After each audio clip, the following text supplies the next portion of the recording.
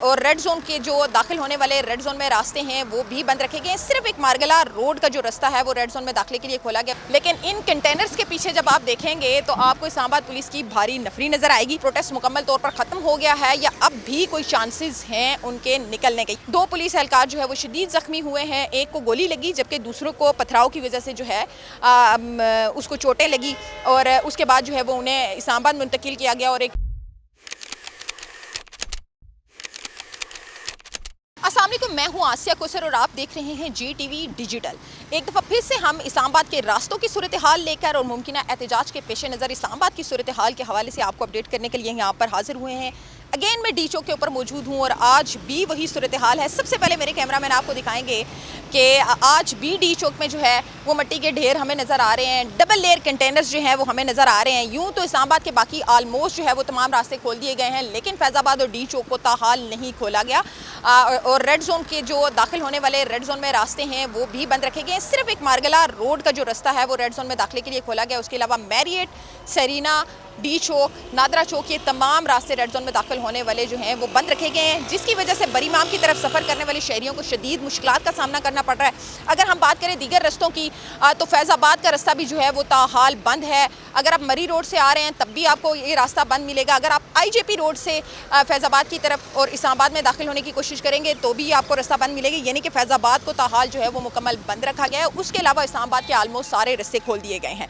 लेकिन अभी भी जो एहतजाज का सिलसिला था और जिस प्रोटेस्ट के पेश नज़र इन रास्तों को बंद किया गया था उसके हवाले से अभी भी जो है कोई हतमी फैसला नहीं हो सका कि आया वो प्रोटेस्ट मुकम्मल तौर पर ख़त्म हो गया है या अब भी कोई चांसेस हैं उनके निकलने के। यहाँ मैं आपको ये भी बताऊँ कि आज FIA हेडक्वार्टर हमारा FIA मिलोडी ऑफिस जाना हुआ तो वहाँ पर भी हमें FIA के दफ्तर के जो दरवाजे हैं वो बंद नज़र आए और पूछने पर यह बताया गया कि सिक्योरिटी इशूज़ की वजह से ये दरवाजे बंद किए गए हैं और किसी को भी बिना परमिशन के और बिना किसी ऑफिसर से बात किए बगैर अंदर नहीं जाने दिया जाएगा। दूसरी तरफ हम देख रहे हैं कि मुख्तलिफ जगहों पर हमें सिक्योरिटी इश्यूज़ जो हैं वो नज़र आ रहे हैं। यहाँ मैं आपको ये भी दिखाऊंगी, मेरे कैमरामैन आपको दिखाएंगे कि इस वक्त भी आप देख रहे हैं कि यहाँ पर डी चौक पे सामने एक टेंट जो है वो लगाया गया। बेसिकली ये टेंट इसलिए लगाया गया, यहाँ पर इस्लामाबाद पुलिस की नफरी जो है उसे अमूमी तौर पर एहतजाज और धरनों की सूरत हाल में इस्लामाबाद पुलिस के लिए ये टेंट लगाया जाता है ताकि जो डी चौक पर तैनात होने वाली नफरी है वो वहाँ जाकर बैठ सके और वहाँ पर अपने फ़राइज़ सर अंजाम दे सके। साथ ही साथ मेरे कैमरामैन ऑन आपको ये भी दिखाएंगे कि इस वक्त भी इस्लामाबाद पुलिस की एक वैन जो है वो यहाँ पर हमें खड़ी हुई नज़र आ रही है। गो कि इस टाइम जो है वो इस्लामाबाद पुलिस के एहलकार हमें फ्रंट पर नज़र नहीं आ रहे, लेकिन इन कंटेनर्स के पीछे जब आप देखेंगे तो आपको इस्लामाबाद पुलिस की भारी नफरी नज़र आएगी। अगर हम बात करें मार्गला रोड की तो मार्गला रोड का रास्ता रेड जोन में दाखिल होने के लिए खोला तो गया है, लेकिन वहाँ पर भी इस्लामाबाद पुलिस की भारी नफरी तैनात की गई है। मार्गला रोड के अतराफ में जितने भी ग्रीन बेल्ट हैं वहाँ पर आपको जा बजा इस्लामाबाद पुलिस के एहलकार जो हैं वो नज़र आएंगे। जो नफरी इस्लामाबाद पुलिस की 500 एहलकारों की लाहौर भेजी गई थी प्रोटेस्ट से निपटने के लिए, वो नफरी इस्लामाबाद में जो है वो वापस पहुँच चुकी है। और उनमें 2 जो इस्लामाबाद पुलिस के एहलकार थे जिनमें SHO कोराल जो हैं वो शामिल थे, मेहरुल्ला, और साथ ही साथ दीगर पुलिस एहलकार भी जो हैं उसमें ज़ख्मी हुए हैं।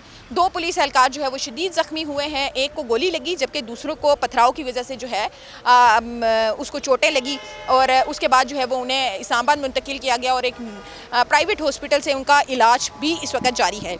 नफरी इस्लामाबाद पुलिस की वापस आ चुकी है। एहतजाज बज़ाहिर ये कहा जा रहा है कि ख़त्म हो चुका है, लेकिन उसके बावजूद ये रास्ते बंद रखे गए हैं।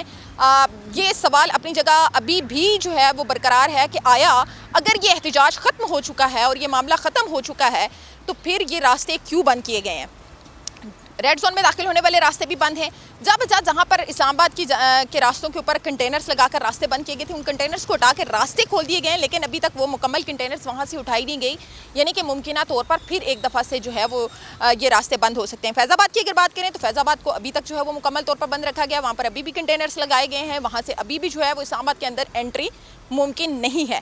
ओवरऑल इस्लामाबाद की सूरत हाल ये है कि जो है वो इस वक्त नेटवर्क बहाल कर दिया गया है। जो मेट्रो स्टेशन हैं वो इस्लामाबाद में आने के लिए जो मेट्रो इस्तेमाल की जाती है, यूँ तो मेट्रो जो है वो खोल दी गई है, लेकिन सेक्रेटेरिएट स्टॉप जो है मेट्रो का उसे भी ताहाल जो है वो बंद रखा गया है। मोबाइल सर्विस और इंटरनेट सर्विस जो है वो इस्लामाबाद के अंदर बहाल हो चुकी है, लेकिन किसी टाइम जो है वो इंटरनेट का प्रॉब्लम शहरियों को फेस करना पड़ता है। अब इस तमाम तर सूरत हाल के पीछे वजूहात क्या हैं, आया क्यों अभी तक ये कंटेनर्स हटाए नहीं गए और और मुकम्मल तौर पर इस्लामाबाद के रास्ते क्यों नहीं खोले गए, रेड जोन को इस तरह से सील टाइट क्यों रखा गया है, इतनी सख्ती की वजह क्या है, ये भी समझ से बाहर है। और दूसरी जानिब ये भी इतलात जो हैं वो कहीं कहीं से आ रही हैं कि शायद एक दफ़ा फिर से ये एहतजाज पनप सकता है, जिसके सिक्योरिटी खदशात के पेश नज़र जो है वो इन रास्तों को अभी तक बंद रखा गया है और इनको फर्दर ऑर्डर्स तक इन रास्तों को इसी तरह से बंद रखा जाएगा, चाहे वो फैज़ाबाद का रास्ता हो, चाहे रेड जोन में दाखिली रास्ते हों या रेड जोन के खारजी रास्ते हों, तमाम रास्तों को अनटिल और अनलेस कोई फर्दर ऑर्डर जो हैं वो इंतज़ामिया की जानिब से, इंटीरियर मिनिस्ट्री की जानिब से या इस्लामाबाद पुलिस की जानिब से कोई अहकामात नए नहीं आते, तब तक ये रास्ते इसी तरह से बंद रखे जाएंगे।